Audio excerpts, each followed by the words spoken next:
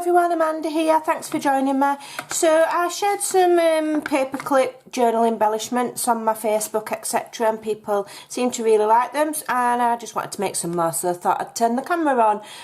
There's other videos out there, I've not invented them, I just really enjoy making things out of bits and bobs, and I'm going to be doing Andrea Allen, who's Arty Maze. I'm going to be doing her clusters as well. So, you know, I'm inspired by all of those lovely ladies out there, and it's my day off today, so I thought I'd just turn the camera on and do some crafting. So I make mine, I use my thicker, I have two weights of paper that I use, that I tea dye, and this is the thicker weight, so it's not cardstock, but it's the heavyweight presentation paper that I usually use when I'm printing my digital images. This is the thinner one that I use when I'm just making plain pages or tucks. This is the standard copy paper, this is thicker.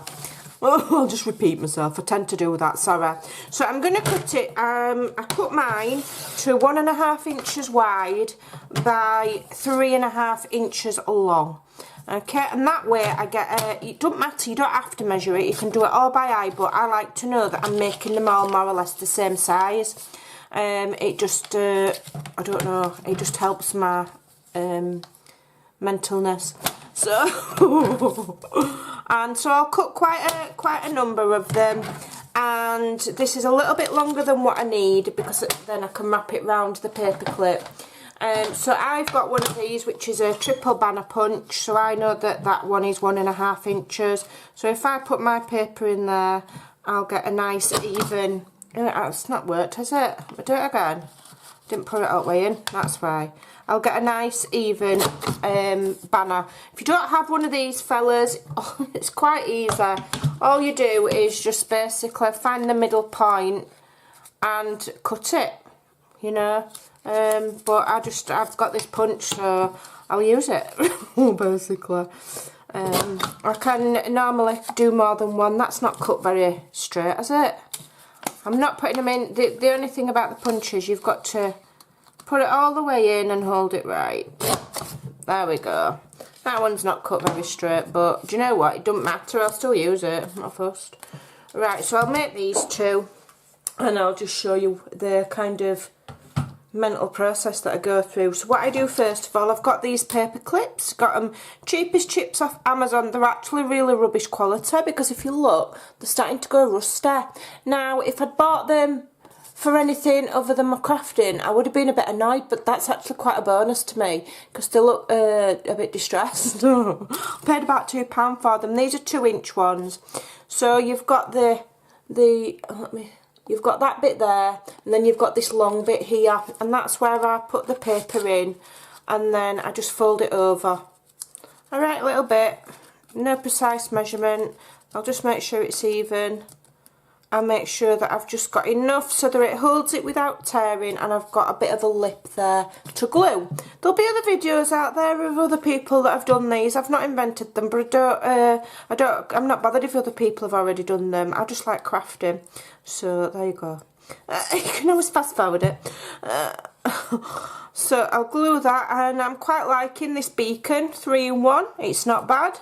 It's not gunked up yet. I think if you leave your lid off for too long, it starts to coagulate a bit in the bottle, and you've got to shake it, but it seems like once you put the lid back on and leave it for a bit, it settles back down, and the next time you use it, it's fine. So I'm quite impressed with it.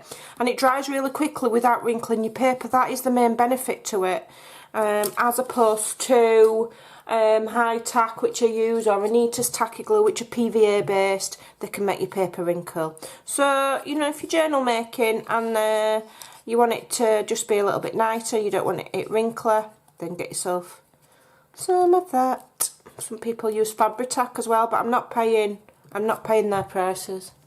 I'm not paying it. Same stuff, apparently it's the same company. I'm not sure, but I'm not paying silly money for glue. It's not happening. It's not happening. Okay, I'll pay silly money for other stuff, but I'm not paying silly money for glue. I'm too mean. Right, and if it does job, then why bother? So let me just put my lid on.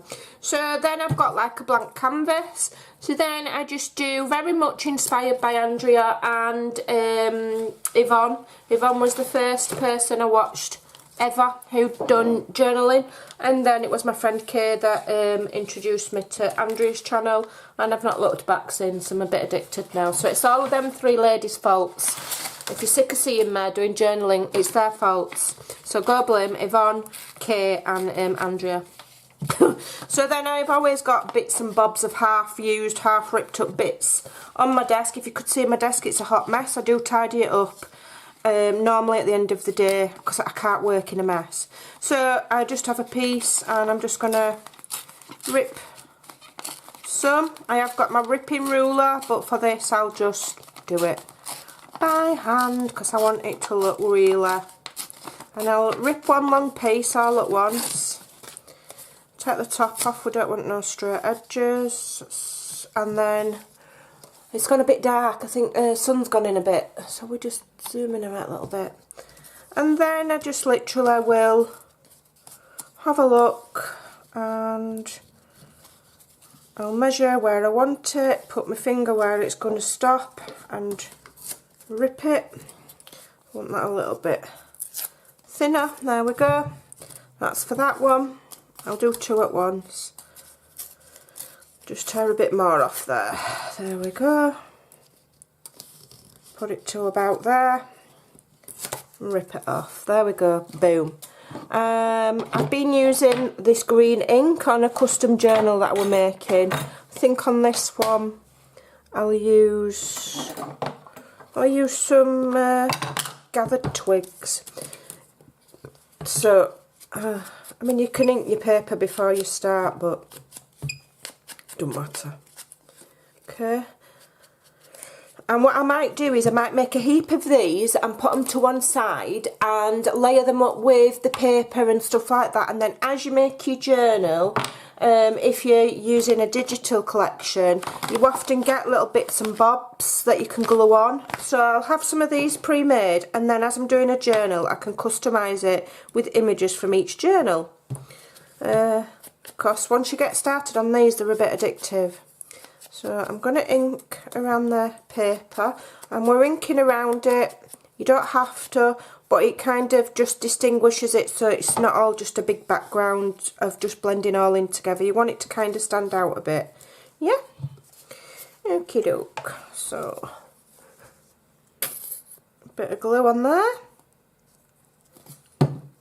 And then I will leave them to fully dry. And what I did do on my others, I went back after. I'm not going to do it now on camera, but you can go back after if you want and sew round. And I just sew round randomly.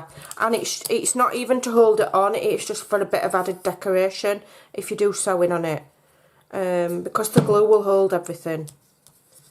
Perfectly fine. There we go. Alright. So that's those. Can I zoom in without losing my focus? There we go. Okay. So then I tend to pick my image. So when I'm doing a journal, I'll have a folder of all of the small bits all together. And then when I've done, any leftovers will go in there. And this is a bird theme one, so then I'll put birds on top of there and it'll go in my basket. And then I've always got some birds bits and bobs. And then I've got this one here. This is small ephemera. So this is other stuff that I've previously, you know, cut out and hoarded, basically. So this is from the Beautiful Birds kit. And she's given us I think I printed out 2 sheets of all different bits and bobs of stuff. So let's have a look what I like. I quite like these. I'm going to have one of those. Not that one, that one's a bit dark. We've got another one.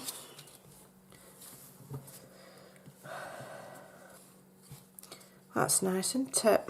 I like that. I quite like that.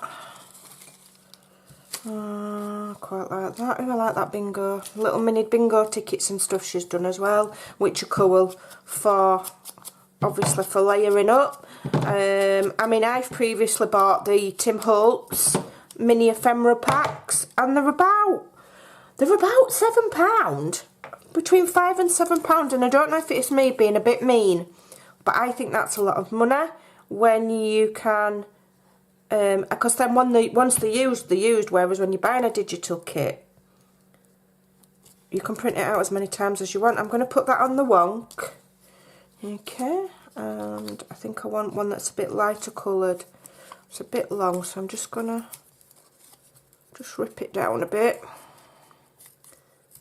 Okay, hopefully it's not going too dark in here. I don't know what, I think it's going to rain, you know, to be honest. So sorry, I don't have fancy lighting, we'll have to do amend. Okay, I'm a little bit dictated by the sunshine, or not, as the case may be. Alright, so the ones I did yesterday, you can totally and utterly change the look depending on the colour of inking. Yesterday's, let me see if I can find you one. I did them, here we go. I did them with green distress ink. Totally changes the look, if you look. So you can do them to mix and match your journal. Alright. There we go. So that's that one. What we're going to put on this one, I quite like this. Looks like something from school. 2 plus 1. It's a bit big. Bit big, that one. What else we got? What else we got? That's a nice one. That's a nice one. We'll have a nice big one there, I think. I'm just gonna take some of the width off. It's just a little bit wide. Right. Just ink that up. And I mean, everybody's got scraps, leftovers from digital kits that they've used. You know, you can get books, old books from charity shops and do it with that. Just rip them up, make yourself some embellishments. Alright, that's that one. I've got these book pages. I found this vintage book on birds. Pulled it all to bits. I've got all of those bird images there that I can cut out, and then all of the writing. So, you know, if you don't have digital images, you can buy second-hand books from charity shops. Loads of ways of doing it. Then I'm going to put some music paper. A little bit of music paper on the bottom. And see that little tiny bit there? I'll save that because that'll do another 2 or 3 of these. Yeah. Okay. Ink it up. Ink that one up. I love these. I love making them brace. I'll layer up that music. Okay, put that across there. And there's no right or wrong way of doing it. You're just layering up however you like. You could stamp on the back of the paper before you cut it up.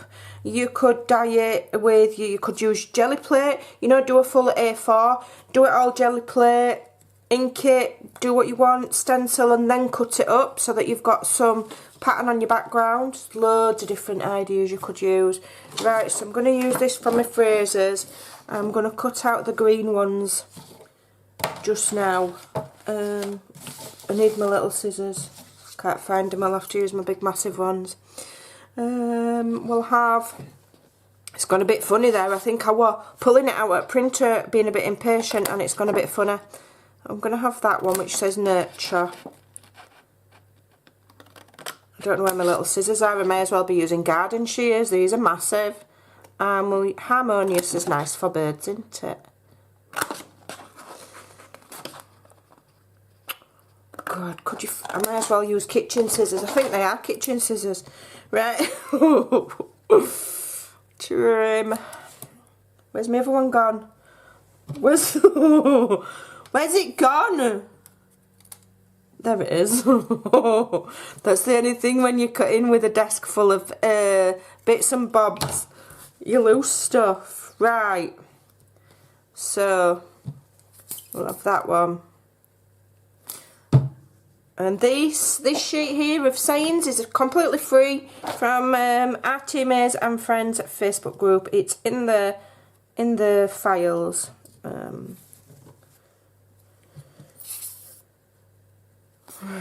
Put that on.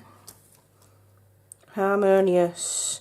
And then I'm going to add some of this. Somebody did ask me in a previous video what this was called, and I could not for the life of me remember what it was called. So I said it was like fake rhinestone. Mesh bling. That's what we call it. Mesh bling. I could not remember what it was called.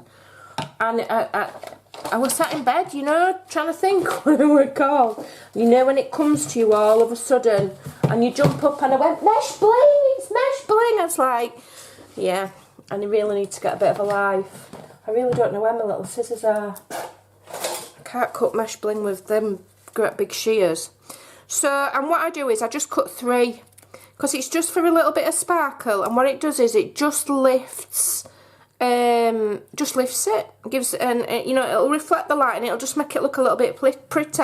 So if I only put 3 as a little accent, then that little piece that somebody sent me will last me ages. You can get it, I've seen it in the range, I've seen it in lots of places, you can get it.